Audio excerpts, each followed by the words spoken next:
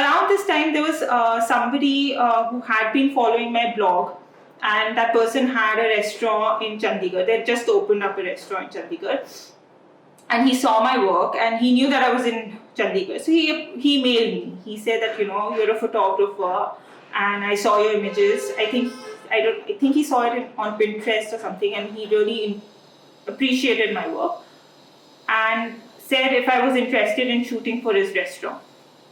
And that idea really interested me. So like I was very interested in getting back to photography. Somehow, since he was also just starting, the budgets didn't work out. But it kind of made me realize that there was some part of me that wanted to get back to photography. So it's like opening the door to food photography at that point. Yes, that point. But before that, I had shot for magazines, and there was somebody who would use my image as a book cover, and those kind of opportunities were there. But to kind of take on a full food photography project, that hadn't happened. But that's pretty impressive. How did you manage to get published in a magazine early on?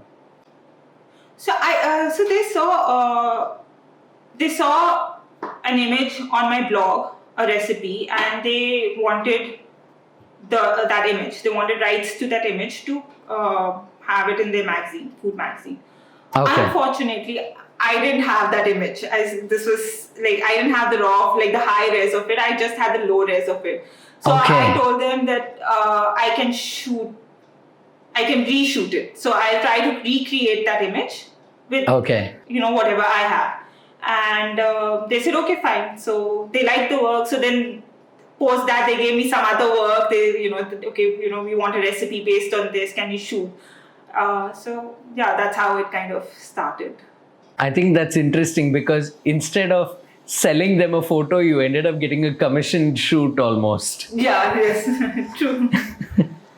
So at this point, I think you'd already been here for a year, and then you decided to move back to the US? Yeah, so my husband finished with his MBA and he got a job in Dallas. Dallas was a bigger city.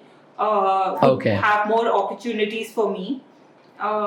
So both of us decided, okay, fine. I was sad about leaving my cake business because I put in a lot of work in getting the kind of clientele I had. But I was ready to take that, to see what Dallas offers and also give my marriage another chance as well. So I moved back to Dallas, and but I was very clear. When I moved back to Dallas, I knew that I didn't want to get back to making cakes and taking orders for cakes. And I decided that I want to concentrate on food photography because that was something that I knew that I missed and I wanted to pursue further. Luckily for me, there was... So luckily for me, there was these two girls who had this concept. They were cloud kitchen. They were also starting off, and they were working on whole 30 recipes, and they wanted a food photographer to collaborate with to kind of work on their images for their website. So I got on board with them. That grew my confidence as well in terms of taking professional jobs for food photography. I also approached restaurants. I got a retainer with a bakery for images for their social media pages. Nice. So that kind of I started getting work for recipe development in the US as well. So that kind of started shaping what I'm doing now. So that was basically the start of what all I'm doing now.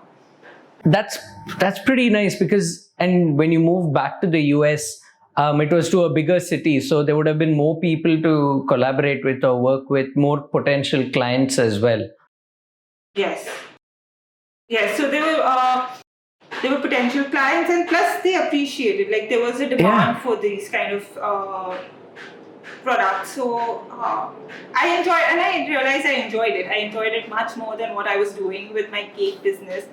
And yeah, so I was pretty happy professionally in Dallas. It's just that personally things were not working out, and so my husband and I, we decided that, you know, let's separate. And I came back to India in 2016. Okay. Yes.